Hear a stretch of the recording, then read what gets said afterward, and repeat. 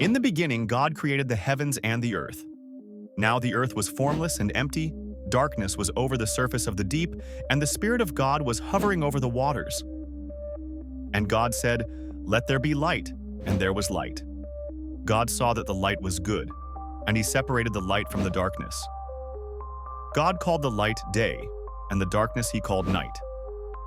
And there was evening, and there was morning, the first day. 6. And God said, "Let there be a vault between the waters to separate water from water." 7.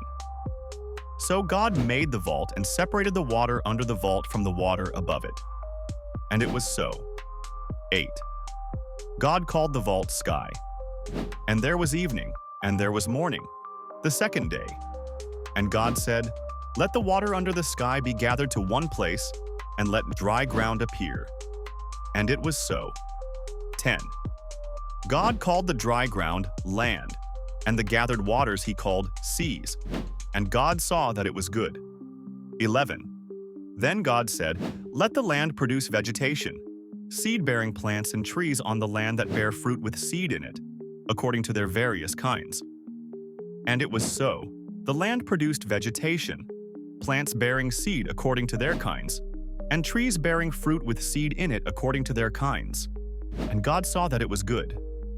13. And there was evening, and there was morning, the third day. And God said, "Let there be lights in the vault of the sky to separate the day from the night, and let them serve as signs to mark sacred times, and days and years." 15. And let them be lights in the vault of the sky to give light on the earth. And it was so. 16. God made two great lights, the greater light to govern the day, and the lesser light to govern the night. He also made the stars. 17. God set them in the vault of the sky to give light on the earth. 18. To govern the day and the night, and to separate light from darkness. And God saw that it was good. And there was evening, and there was morning, the fourth day.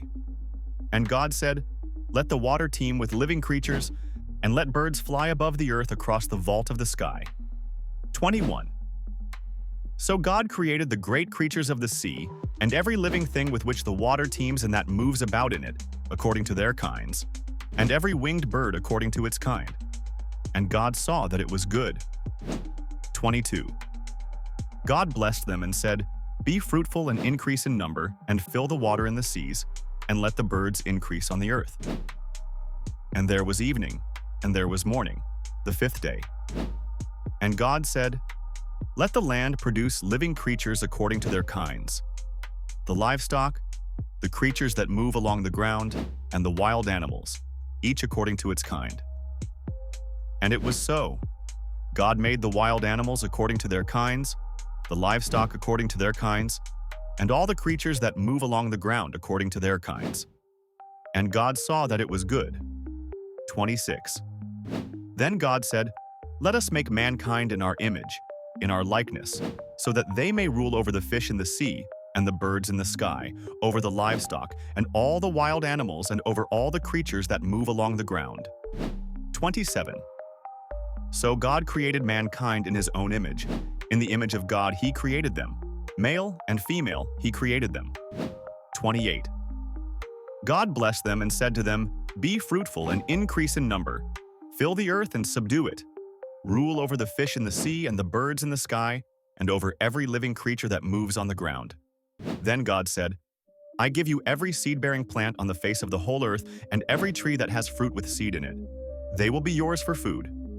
And to all the beasts of the earth, and all the birds in the sky, and all the creatures that move along the ground, everything that has the breath of life in it, I give every green plant for food." And it was so. 31. God saw all that he had made, and it was very good. And there was evening, and there was morning, the sixth day. Thus the heavens and the earth were completed in all their vast array. By the seventh day, God had finished the work he had been doing. So on the seventh day, he rested from all his work. Then God blessed the seventh day and made it holy, because on it he rested from all the work of creating that he had done. Adam and Eve 4. This is the account of the heavens and the earth when they were created, when the Lord God made the earth and the heavens. Now no shrub had yet appeared on the earth, and no plant had yet sprung up, For the Lord God had not sent rain on the earth, and there was no one to work the ground. 6 But streams came up from the earth and watered the whole surface of the ground. Then the Lord God formed a man from the dust of the ground and breathed into his nostrils the breath of life, and the man became a living being. Now the Lord God had planted a garden in the east, in Eden, and there he put the man he had formed. The Lord God made all kinds of trees grow out of the ground, trees that were pleasing to the eye and good for food. In the middle of the garden were the tree of life and the tree of the knowledge of good and evil. 10. A river watering the garden flowed from Eden. From there it was separated into 4 headwaters. The name of the first is the Pishon. It winds through the entire land of Havilah, where there is gold. 12. The gold of that land is good. Aromatic resin and onyx are also there. 13. The name of the second river is the Gihon. It winds through the entire land of Cush. The name of the third river is the Tigris. It runs along the east side of Asher. And the fourth river is the Euphrates. The Lord God took the man and put him in the Garden of Eden to work it and take care of it. And the Lord God commanded the man, "You are free to eat from any tree in the garden." 17 But you must not eat from the tree of the knowledge of good and evil, for when you eat from it, you will certainly die. The Lord God said, "It is not good for the man to be alone. I will make a helper suitable for him." Now the Lord God had formed out of the ground all the wild animals and all the birds in the sky. He brought them to the man to see what he would name them, and whatever the man called each living creature, that was its name. 20. So the man gave names to all the livestock, the birds in the sky, and all the wild animals.